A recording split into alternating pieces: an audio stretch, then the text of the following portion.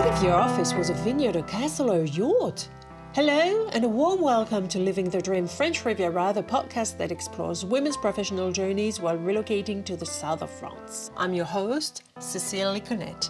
Today we meet Lizzy, a jazz musician who once toured internationally as a signed artist in London and who now lives the dream on the French Riviera. From performing at glamorous weddings to coaching a devoted international clientele, Lizzy has crafted a vibrant life here. We'll hear how she first fell in love with the region, arriving speaking no French, and eventually built both community and career, all while keeping her trademark sparkle. Thank you for joining us today, Lizzy. I'm really looking forward to hearing about your story. You moved to the south of France, what led that big life change, and how you've built such a dynamic, creative life here. But before we dive in, let's see the scene and establish when you arrived, where you were coming from, and what life was like at the time. So I came to Cannes in 2009, in January, for the MIDEM conference, which is an annual music conference. And I was living in London at the time, where I'd lived for about 10 years, but I'm actually from Devon, the southwest of England. I'd finished my music degree maybe 8 years prior to that. I was teaching music, but I was also a recording artist signed to a record label in the south of England. And I'd recorded several albums for them, and I toured kind of internationally during my 20s. And I got to about 29, and I was due to record a third and a half, and I came here for the music festival, and I just arrived, and I'd left kind of dreary London with all the high buildings and the grey sky and all the rain, and I got to the south of France. I got off the plane in Cannes, and it was January, and it was warm, and it was sunny, and the sky was blue, and I kind of just felt, as a Brit, you look for that every summer holiday. Every single holiday you have, you need to find the sun, and if you don't find the sun, your holiday is, ruined. And I'd come here for work and got off the plane, and I just kind of was like, how has this place been hiding from me? I felt like I'd found a hidden jewel, and it was just 2 hours on the plane. I had spent a few days here working and performing, and then it just seemed like a light bulb moment, like this is a no-brainer. And I went back to London, and to be honest, I was ready for a move. You have like pivotal moments in your life where you just feel like you're ready for a change. And I was absolutely ready for a change, but I didn't know what the change was going to be. And when I got off the plane that day, I knew what the change was going to be. It was your first time in Cannes? It was my first time in Cannes. I'd come on camping trips as a child with my family, but always to the north of France, which is obviously a very different kind of vibe, much more similar to something I recognised from being a Brit. So I'd never been to the south. I had actually done some interrailing when I was younger. We'd come to Nice with a backpack and a tent, and we'd left the tent on the train. So we had this and I don't know where we thought we were going to stay, in the tent in Nice, but we were kind of like very young and very naive. So I had quite a negative experience of Nice, because that just didn't work out. So it was the first time in my adult life that I'd been back here. And yeah, I was ready for a change in terms of location, but also in terms of profession, I think. I didn't want to pivot fully, but I just was, let's say, I wasn't in any way a burnout, but let's say I was just very kind of done with what I was doing, and I wanted to do something new. And how did you make this happen? So the day I came to perform, we had a concert in the Palais de Festival in the centre of Cannes, and then there was an after party in a bar. The bar owner said to me, do you not want to move to France and marry a Frenchman? And I thought, that's also quite a great idea. So I guess that was another catalyst, the amour des Français. And what happened was I moved back to the UK, and I quit my job. I was teaching for a local music authority. And within about 3 months, I moved back here.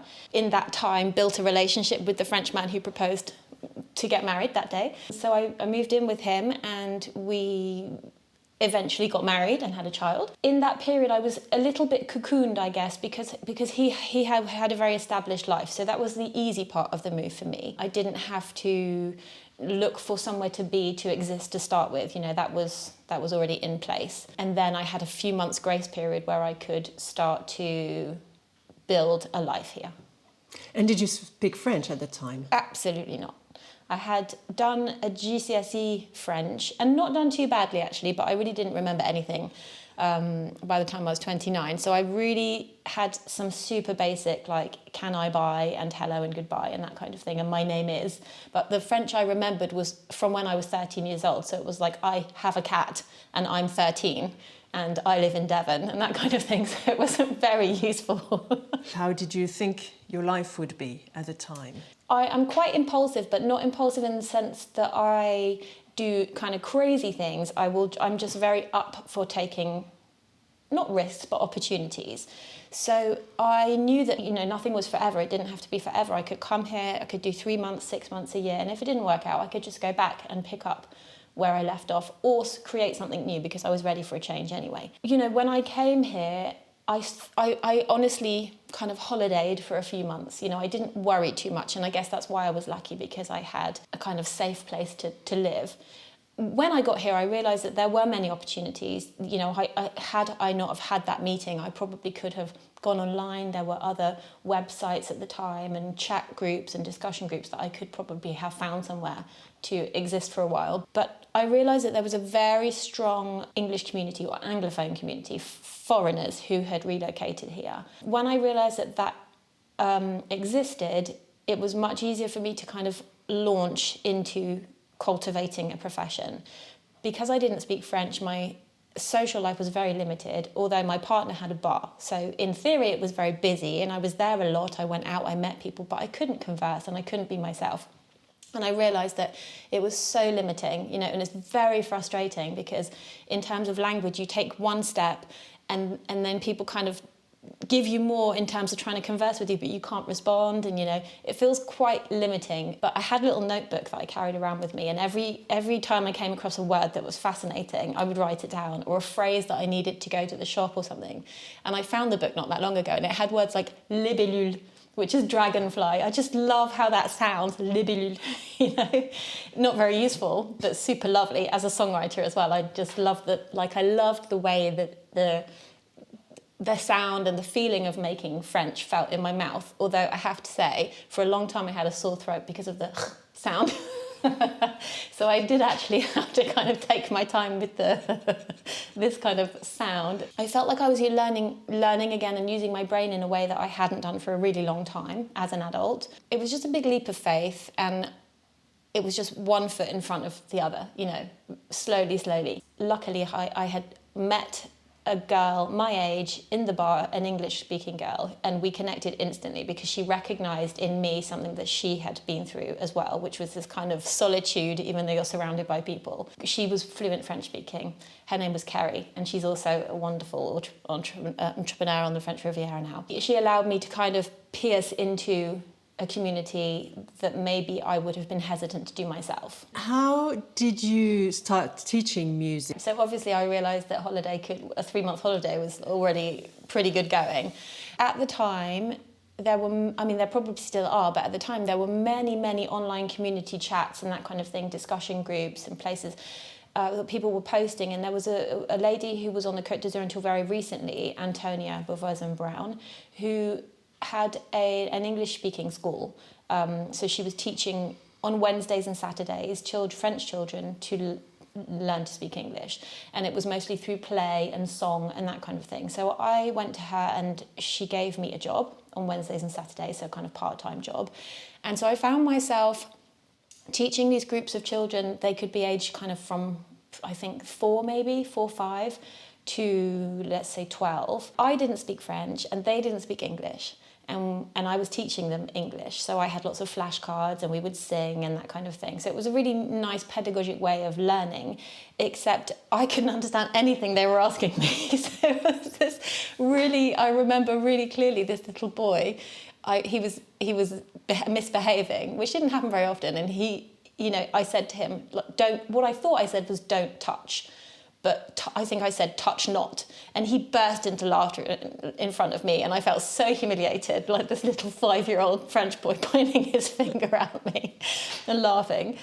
But it was a real learning curve. And actually, there is where I learned the best part of my kind of debut of French. I was saying pig and they were saying cochon, and I was saying c'est pig, cochon, and it was like this exchange of language, which was brilliant actually. It's exactly what I needed to just get some like basic vocabulary. So that was how I got into working on the French Riviera. But then I realised very quickly that there was also an absolute goldmine of possibility for making music here as well, for creating it, you know.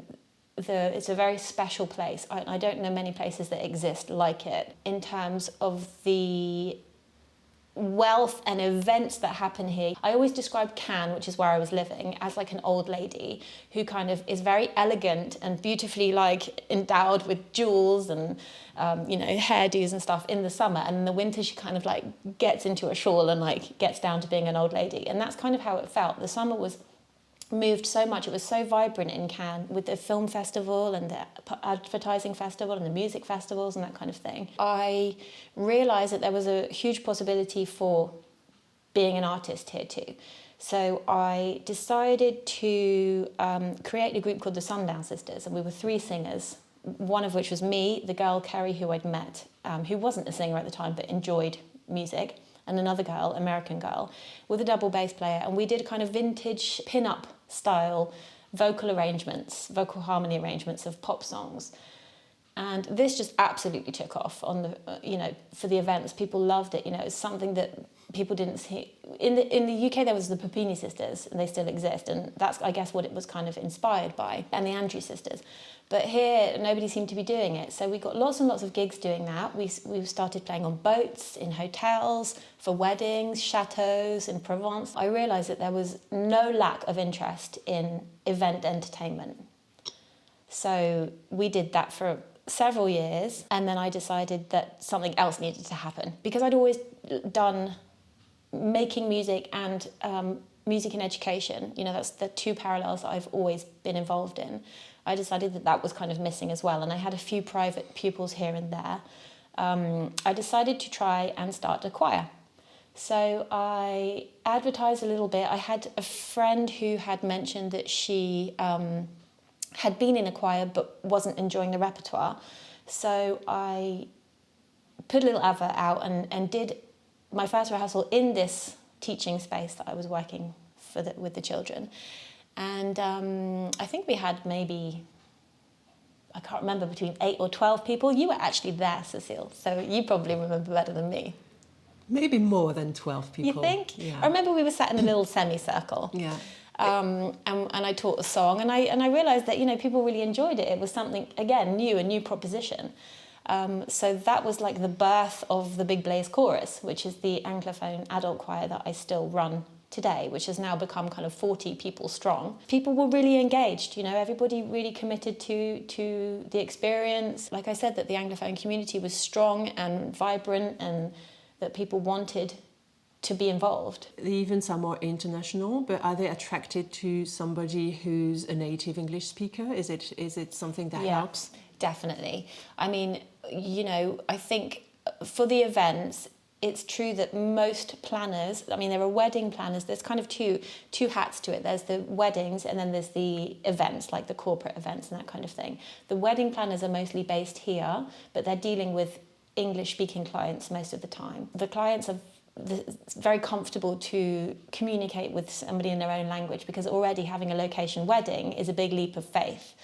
So if they can communicate in their native language, they feel much more at ease. With the corporate stuff, it's the same thing, but the planners are often coming from, overseas as well. So I'm mostly kind of jazz orientated. That has kind of like a timeless feel to it. Generally, it's it's not like I'm doing French songs so much. So the repertoire is in English. So I think definitely clients are always happy to communicate in a language that's easy to them, because they're coming from somewhere else and they need to manage things easily and effortlessly and fluidly. And in terms of repertoire? We're very lucky in the sense that, like I said, it's a timeless repertoire that we have. So often for the weddings and for the events, they want kind of something very classy and something very classic. So the repertoire that we do, which is we do all the standard Ella Fitzgerald, Frank Sinatra type repertoire, but we also do Amy Winehouse, Stevie Wonder, Bruno Mars, but set in that kind of like acoustic jazz atmosphere. the only requests that we sometimes get are French songs, because people want it to be that Emily in Paris style, French bistro vibe. So I have a repertoire of a handful of French songs. I'm always a bit shy to sing in French, because when you hit people singing badly in English, it's like a real ear sore. So I'm very conscious of that. Having said that, I remember I had a residency at one point in a big, beautiful hotel in Saint-Jean-Cap-Ferrat with a pianist. And honestly, every time I sung La Vie en Rose by Edith Piaf, we got tips put on the piano every single week. So I realised that there was some sort of charm going on there. So, that one I will sing. Well, Lady Gaga sung it, so you can sing it. Yeah. I won't mention the time when she says, tes yeux font baiser les miens instead of baiser les miens. But that's exactly the kind of thing I would have done as well, which is probably why we got tipped. You had to go from the notes being in C, D, E to do, re, mi. Yeah. How did that? Yeah, okay. So actually, I probably naively hadn't realised that the teachings of music in France or Europe in general was so different to the British teachings, because yes, we have the alphabet A, B, C, D, E, F, G, and the Europeans have do, re, mi, fa, sol, la, si, do. So definitely had to get my head around that, and that was another learning curve. You feel like you're just starting again, but as long as you kind of committed to it, it's interesting and terrifying at the same time. But actually the teaching methods of this kind of goes with the whole idea of there being cultural differences as well. Like the teaching methods of music in France traditionally are very different to the teaching methods in the UK. I never did a music theory lesson in my life. I just took music lessons. So the practical music lessons were the theory lessons, and occasionally we might write down a couple of notes, to understand it on paper. But in France, I understood, and also with my son learning music in the conservatoire scheme, the children do solfège classes, like an hour and a half a week before they even touch an instrument. So that was a bit of a tricky one for me, because I'm a very hands-on person, and obviously you think the method that you've learned through is the most effective one because you've learned so well. That was a tricky one because and still to this day, I'm not sure how efficient, I think it filters children out very quickly, or students out very quickly, having the whole theory before practice. And like I said, it's one of those differences. We're just across the water, but there are so many differences, and I think I hadn't realised how many differences there were, and I had to get my head around them culturally and, education-wise and everything. It's the same at school, don't you think? They have to learn how to draw a letter, then the grammar, before the children can actually write an essay. And by the time they've learned all this grammar and how to draw a letter, etc., they have nothing left to say. The creativity kills the creativity. Yeah, I mean, I have an 11-year-old child now, so we're going through this whole kind of education system. Obviously, like I said, the only reference I have is my education, which was public British school education. And my son's in an international school, and the part that he really loves is the English section, Having said that, there, I don't want to poo-poo the French education system, but it's very transferal of information as opposed to being a bit more explorative. But I think that so many people have done it. I guess it works to a certain extent. One thing I did notice when I moved to France is that the French people wouldn't speak English to me. They just wouldn't. And I thought they couldn't. And when I started speaking French, they started speaking English, which was just this massive irony. And I realised it came from a super massive lack of confidence. They all thought they were just rubbish at speaking English, which had obviously been, pounded into them that they weren't good enough in school, or they weren't good enough. And actually they had amazing levels of English, which they'd kind of hidden from me this whole time, that I was struggling with my libellule and my, La Vie en Rose and all that stuff. And then suddenly I realised they could speak French. And I did think, hang on a second, this is, there's like a national kind of lack of confidence here, where speaking English, which they'd clearly learned well, and actually Brits have a terrible general level of speaking other languages, but we just go for it.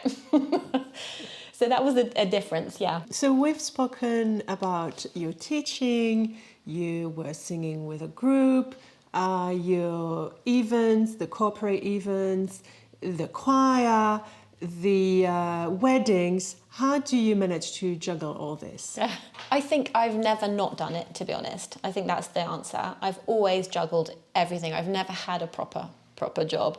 You know, I've never had an office job or a shop job, except for, you know, as a kid. So I think it's just always been part of the package. At uni, I was very lucky. I did a jazz degree, but I also studied like music management. Once I'd come out of uni, I did a year's course, and that really helped because I understood that as an independent anybody, you need to have a 360-degree kind of look on your business. So it's not just about standing and looking pretty in front of a chateau and singing nice songs and having done the training for that, but you actually have to have done the paperwork for the contract that gets you there, and then you have to have had the client meetings, and you have to have done the advertising and have your website up to date and that kind of thing. And so there's this big, and your accounting, you know, be able to do your accounts and that kind of thing. So it was just like this global overview of how you function, and I think I've always done that. So it was something that I was comfortable doing, and I absolutely couldn't imagine doing the same thing every day all the time anyway. You started your girls group with your friend that you met at the very beginning, and how did you get to find musicians? So we only had a double bass player for that. I remember going to like a jam session. So a jam session is like a kind of musical evening where anybody can get up and play. And I kind of just would go out to these jam sessions in Nice and Cannes and just see who I could meet. And I suppose it's kind of networking, which is also one of the degrees you have to have on your spectrum of being an independent artist. And I just met some really nice young French guys who were up for playing, and so we kind of created a little group, and that's how I started doing the events. And I guess it was word of mouth and just being present, you know. That turned into the group which I perform with now, which is Lizzy and the Gentlemen, which is a kind of mix of musicians with different instruments. And so we can play from a duo to a trio to a quartet, quintet, whatever the client desires. So I've just met many musicians now, and I have a really nice solid kind of group of people that I can call on.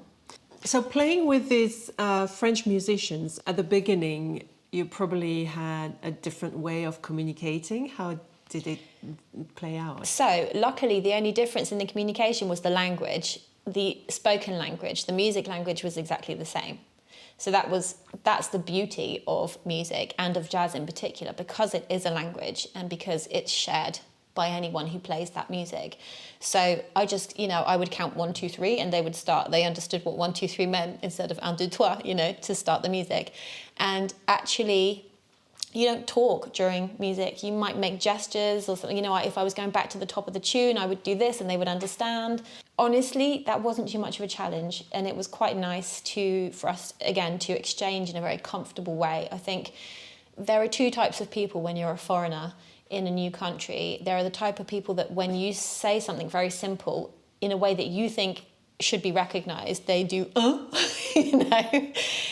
And then you say it again 6 times and they still do, and then they repeat it back to you in pretty much the same way that you said it. And they're like, oh.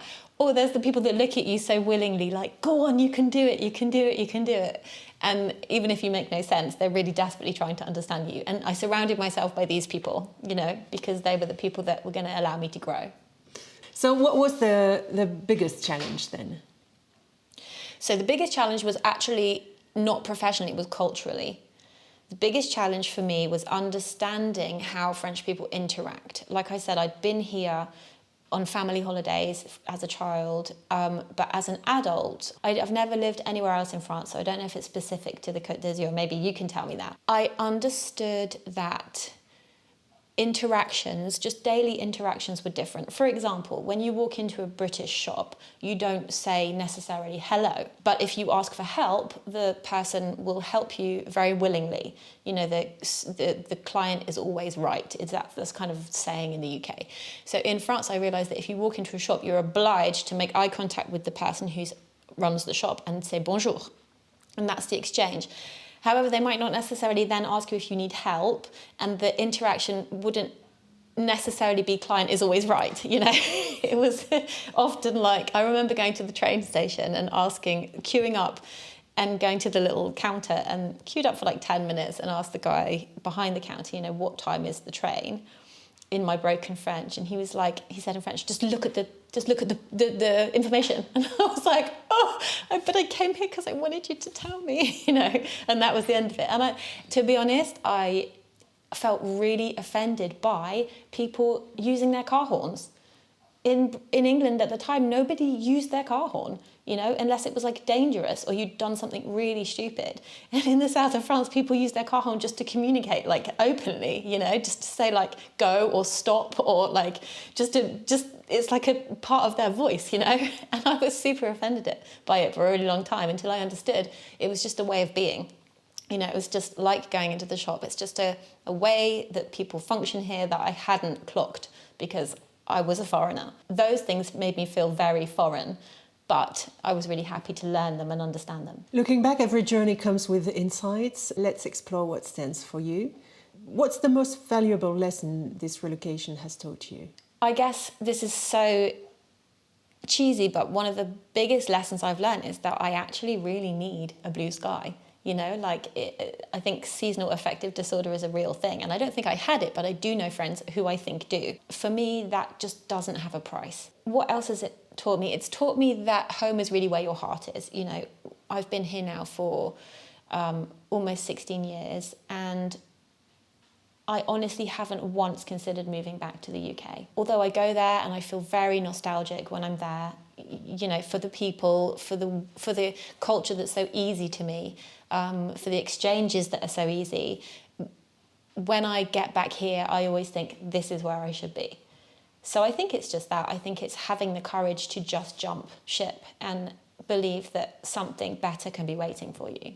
If you could do anything differently, what would it be? Get an accountant.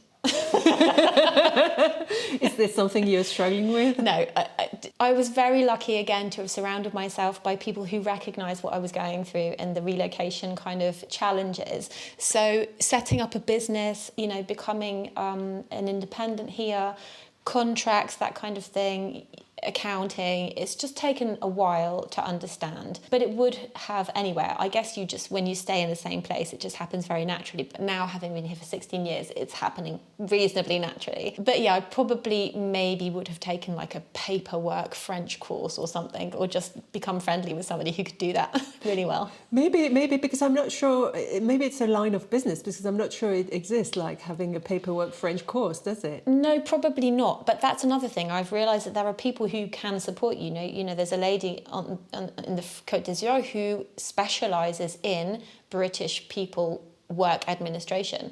So she will take your business and do a kind of overhaul look at it. So and work it out for you and help you with things and papers and things that maybe you don't realise exist that you should have signed and that kind of thing. But one thing I've really realised is that in terms of language, like I said to you before, you're physically learning how to make new sounds. People always say to you, do you dream in this language or that language? I never have words in my dreams, so I have no idea which language I'm in. I'm all in visual. The idea that you are using your brain in a new way, you know, you're learning experiences, all the experiences of having a child, for me, were in French. So all the vocabulary I have for having a child is French vocabulary. All the, you know, education words I have are in English. So I think it's like, you know, your brain starts to adapt to whatever experience you're having in that culture or that language. How's your French now? I think it's all right. You tell me. I think it's pretty good. Your accent especially is really good. You know, lots of people do say that, and I think it's because I learned here. So I didn't have like an English teacher teaching me French, you know, in England. And also I think the musical ear probably helps. But I do remember the difference between the U and the OO sound, and it was an American girl that taught me that, because I just couldn't understand the fact that this sound, U and OO, could mean on top or underneath, you know, for example. I couldn't, and she literally got my lip and did this. So, and I hear it now, obviously 16 years later, but a year into living here, I still couldn't understand the difference. So, yeah, it was like I said, it was an American girl that helped me get that. Can you say squirrel and frog now? Let's try. Écureuil, écureuil, écureuil. No, you say it. Écureuil. Écureuil. And grenouille. Yeah, grenouille is good. You know why grenouille is good? No. Because that was another challenge. I had to, when I first arrived in France, there was a radio station in Marseille called Radio Grenouille. And I had to go there and do interviews as like Lizzy Parks, the artist, and they always wanted me to do jingles. So, c'est Lizzy Parks pour Radio Grenouille. And I'd be like, and it was so tricky. So that one I have down, but the squirrel I have to say I haven't practiced. Any experience in using a word maybe not where it was expected in French? Oh, definitely. So, I mean, the first thing would be when I was texting my musicians, when I was messaging them for literally 8 years, I would say, hello les amis, with the A-M-I-E-S, like girlfriends. And it took maybe 8 years for one of them to say, when are you going to stop calling us girls? I hadn't realised that the E shouldn't be there. So obviously there are mistakes. How do you think your life would have unfolded if you hadn't made the move? Honestly, I'm not sure how different my life would be. I think I probably would have the same kind of daily routine, you know, some teaching, some performing. Having said that, the performing opportunities would be very different. You know, like I said, this is a real jewel in terms of the fact that so much happens here. And even during COVID and even during times when, you know, recessions and that kind of thing, Cannes just seems to thrive constantly. It never seems to suffer. And I feel like I'm one of those people that kind of benefits from that. So that's where I think my life would be different. I would probably still be performing for things, but maybe not being as well paid. The conditions wouldn't be as nice. I wouldn't find myself in front of a chateau every Saturday throughout the summer. You know, I think that would be the difference. Mm-hmm. Do you miss recording albums? So that's probably one of the other differences, is that when I moved here, I was ready to stop doing that. I'd had enough of that. I'd had enough of I'd loved it. I really had enjoyed being an artist and touring and gigging in my 20s. But I was 29 when I moved here and I was really ready to settle down. I was looking for something a little bit more stable. And that's why the Côte d'Azur appealed to me as well, because there wasn't this kind of rush. So I didn't feel like I had to be part of it. But culturally, it's not as rich here as London was or Paris is. There are things happening, but again, they are also a little bit season-based. Can you share a proud moment when you thought, I've made it? Honestly, I think the proud moments when I had a baby in a French hospital and I didn't think about language once. By the end of the experience, I hadn't realised that I wasn't speaking my native language. And I think that was like, yes, you know. That's a very good one. Would you say you're part of both the French and international communities? Definitely. More so now than ever, having a child who exists in both of those communities. Yeah, I mean, I have French and English friends. I suppose my life is more orientated towards the Anglophone community because, you know, that's what I do. I'm singing in English, I'm doing English events, I'm have an English choir, English children's choirs, that kind of thing. Having said that, my daily life is very much in French. You know, my partner is French, my child is fluent in French. So yeah, I would say that although my daily life is still Anglophone heavy, I feel very much part of both communities. Is it like a zone of comfort when you're with the English community? Yeah, I think you always, no matter how, unless maybe you're bilingual from the minute you're born, I think you are always more in your comfort zone when you are speaking your native language. And actually my child, Archie, even he, as a child, we were in an international home, but he spoke English. And when he went to school, he barely spoke French. But his dad was French and he lived in France, but he was following his mother's tongue, which became his mother tongue. And he used to play so easily in English and communicate so easily in English. And I think that both of us are always feeling 100% comfortable in English because there are cultural references, there's this way of communicating, all these subtle cultural differences that don't have big impact, but do have little nuances here and there which make a difference to how you feel. So yes, with my English friends here, I feel very, very comfortable. With my French friends, I feel comfortable, but there's always, I still don't speak fluent French to the point where I don't make mistakes or I know words for everything. So you're still communicating with the road that you have of grammar and vocabulary, as opposed to just kind of opening the gates and going. There's still some barriers. feelings that you can't express in a way that you'd like to express. Yeah, I can find a way to get there, but it's not as fluid or easy as if I'm speaking in English. Before we wrap up, I'd love to get your take on what life on the Riviera really feels like, especially since you experience it both from the inside, the luxury bubble, and as a full-time resident. Performing at weddings and events must take you to some truly stunning venues, the kind of glamorous setting people often picture when they dream of the life on the French Riviera. But beyond those picture-perfect moments, what's the reality of actually living here?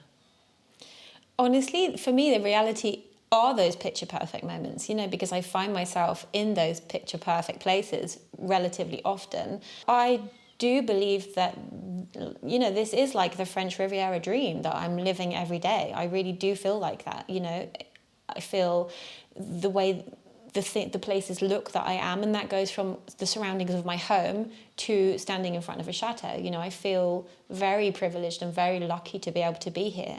I'm always feeling privileged that I'm the type of immigrant that is accepted here. I've just gone through my nationality application and received my French passport at last after many years of paperwork. This is the dream, I've chosen to live somewhere very beautiful. I benefit from it. The health system is good, the food is good, the sun is present, I feel very privileged to be here. Do you feel pressure to maintain that polished Riviera image? No, I don't think so. I don't feel any pressure of it, for sure, because like anywhere, you have the kind of tourist image and then you have the native image or the people that live there. I feel like it says what it looks like on the tin here, I feel like it does what it says it's going to do.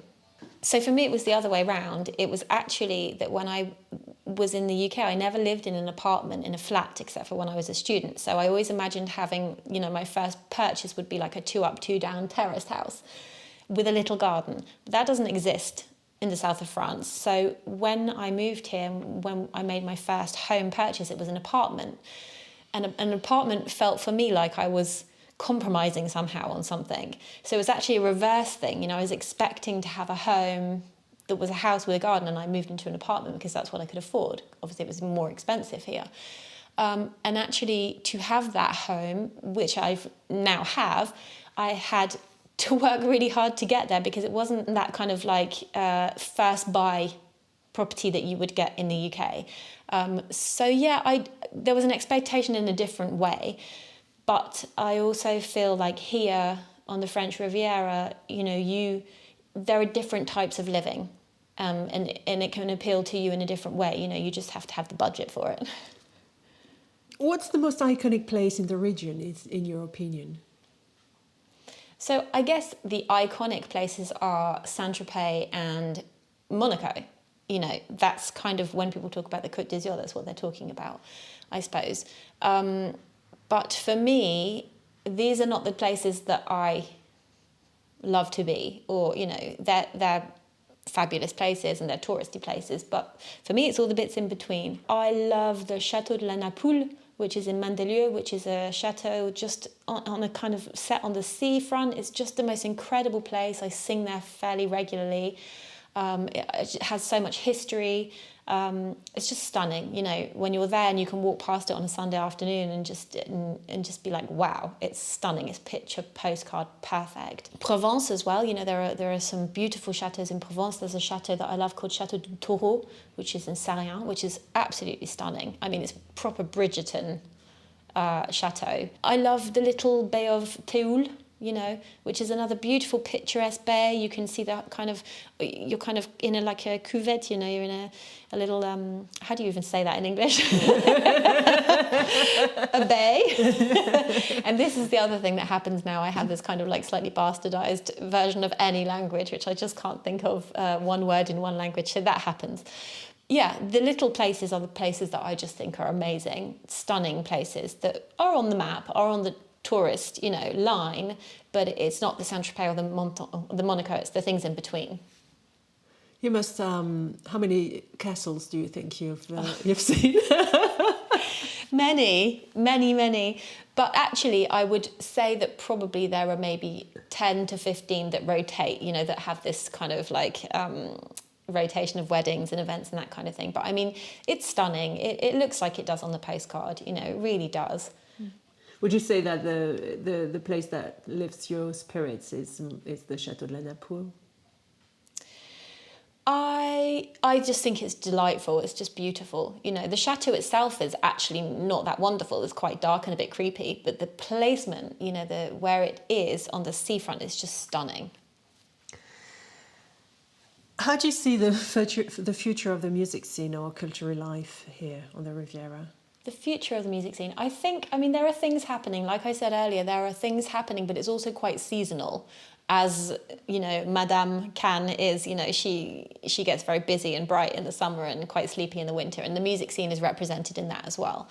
Nice is quite vibrant. The bigger city you go to, the more stuff is happening. Marseille is quite vibrant. But the things that I miss are not necessarily musical events. In London, you sign up to this restaurant that is a pop-up restaurant that is in somebody's house, or a music event in the underground tunnels of the train station or something. That kind of thing doesn't exist here very much, as far as I know, yet. And I hope that people will start to be a bit more creative in that sense, that like immersive experiences. I don't think they happen here yet. I might be wrong. But, in terms of festivals, music festivals, it exists. It happens here for sure. But I think the culture here is a little bit slower. It's a little bit more lethargic than maybe in a big city where people are kind of constantly out. Like we said earlier, if you live in an apartment, you're out, you're about all the time. On the Côte d'Azur, everyone's a little bit more sleepy. So it's quite difficult to get people to move a lot. Do you think it's a question of creativity, spontaneity, or the problem of the administration that is so difficult and so complicated? Administration is definitely a problem. There is red tape everywhere here. And I have to say, and this is probably a bit controversial, I feel like in answer to your question earlier, you said, what would I be doing in the UK? I probably would have set up like a cultural space where there was dance and theatre and music and that kind of thing. And when I realised in France the red tape of being a bigger business than just a self-employment status, I just didn't want to touch it with a barge pole. So growing my business has been slightly limited in that sense, because I didn't want to go over that threshold of creating a business and being stung left, right and centre with the paperwork and with the taxes and that kind of thing. So that's a bit limiting, and I do hope that I don't know if that's going to happen, but I do hope that a French administration would become easier to allow that kind of creativity. Well, thank you so much for sharing your story with us today, Lizzy. It's been a real pleasure to hear how you've built such a creative and fulfilling life here. I really appreciated your insight and the steady glow you bring to everything you do, this conversation included. Thank you. Thank you for having me. Thank you. Thank you for listening to Living the Dream French Riviera. If you enjoyed today's episode, please share, follow and like. It really helps others discover the podcast. You can find more about Lizzy and other inspiring women building meaningful lives on the Riviera on our website, livingthedreampodcast.com. And if you'd like to support my work, you'll also find a link there to help me keep creating new episodes of Living the Dream. A heartfelt thank you to Claire Long, whose music adds warmth and emotion to every episode. I'm Cécile Connet, and this has been Living the Dream French Riviera podcast. À bientôt!